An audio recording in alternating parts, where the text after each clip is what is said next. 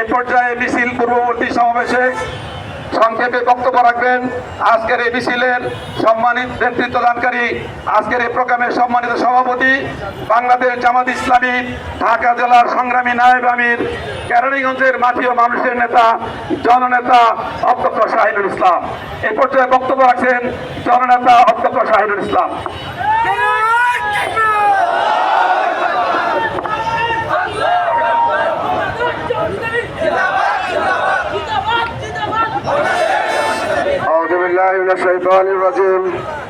বিসমিল্লাহির রহমানির রহিম।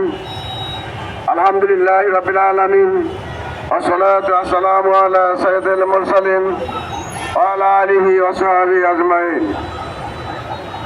আজকের এই বিক্ষোভ মিছিলের সম্মানিত সঞ্চালক, বাংলাদেশ জামাত ইসলামীর সংগ্রামী সহকারী জেলা সেক্রেটারি হাফেজ এম কামাল হুসাইন, উপস্থিত রয়েছেন জেলার নেতৃবৃন্দ, থানা নেতৃবৃন্দ এবং সম্মানিত কর্মী এবং আমার সম্মানিত অঞ্চলের এই এলাকার তৌহিদি জনতা, আসসালামু আলাইকুম ওয়া রাহমাতুল্লাহি ওয়া বারাকাতুহু।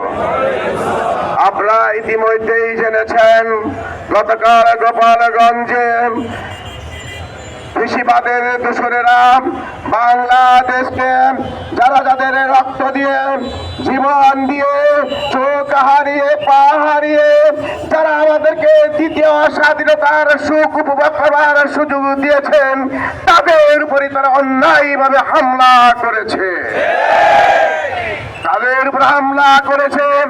আমরা 2024 সালে যেখানে কৃষিবাদের দোষদের দ্বারা নির্যাতিত এই দেশের সাধারণ জনগণ শুধু নয়, এই দেশের মাটি ও মানুষের জননেত্রী খালেদা জিয়া পর্যন্ত চিকিৎসাবিহীন অবস্থায় দুঃখে মরতেছিলেন, বলেন ঠিক কিনা?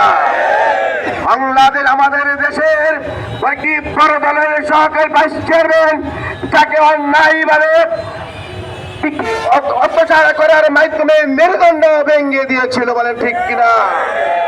আমাদের বাংলাদেশের আধিপত্যবাদের বিরোধী, বাংলাদেশের স্বাধীনতা সার্বভৌমত্বের অতন্ত্র পরে বাংলাদেশ জামাত ইসলামীর নেতাদেরকে অন্যায়ভাবে ফাঁসির কাছে হত্যা করেছে।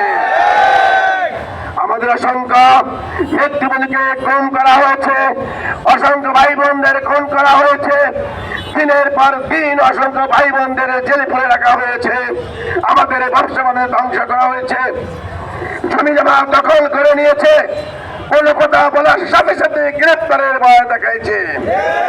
দেশটি যখন একটি নৈরাজ্যপনার মধ্য দিয়া একটি নরক অবস্থায় পরিবর্তন করছিল, এই দেশের মানুষ বেশিরভাগের দোষদের অত্যাচার, জম, দুর্নীতি, অরক্ষণতা থেকে বাঁচার জন্য আল্লাহর কাছে ফরিয়াদ করেছে, আল্লাহ এই জালেম সরকারের পতন ঘটনের মাধ্যমে আমাদের দেশকে আপনি বাঁচান, বলেন ঠিক কিনা?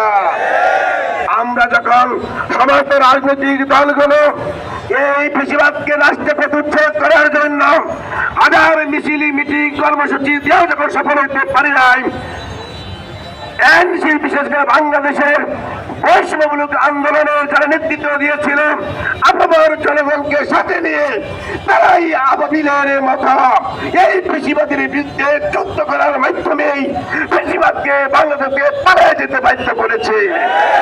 তাদের জন্য আজকে আমরা এখানে কথা বলতে পারছি, তাদের জন্য আজকে আমরা রাজনীতি করতে পারছি, তাদের জন্য আজকে আমরা স্বাধীনভাবে চলাচল করার সুযোগ পেয়েছি, বলেন ঠিক কিনা? তাদের ত্যাগের বিনিময়ে যারা শাহাদাত বরণ করেছে, তার মাগফিরাত আমরা কামনা করি। যারা শহীদ হয়েছে, শহীদের মর্যাদা আমাদের কামনা করা উচিত কিনা বলেন? কিন্তু যারা গাজী হিসেবে বেঁচে আছে, তারা এই জাতিকে মুক্তি দিয়ে স্বাধীনতার দ্বিতীয় স্বাদ ভোগ করার সুযোগ দিয়ে মাঠের মতনে কাজ করছে, বেশিবাদের দোষরেরা তাদেরকে থামিয়ে দিতে চায়, মানে ঠিক কিনা? আমরা স্পষ্ট বলে দিতে চাই, আমরা বিশ্বাসঘাতক নই, আমরা মির্জাফর নই, আমরা মুনাফেক হতে পারি না। যারা এই দেশকে স্বাধীন করেছে, স্বাধীনতার সুখ আমাদেরকে ভোগ করার সুযোগ করে দিয়েছে, তাদের সাথে আমরা গাদ্দারি করতে পারি না, বলেন ঠিক কিনা?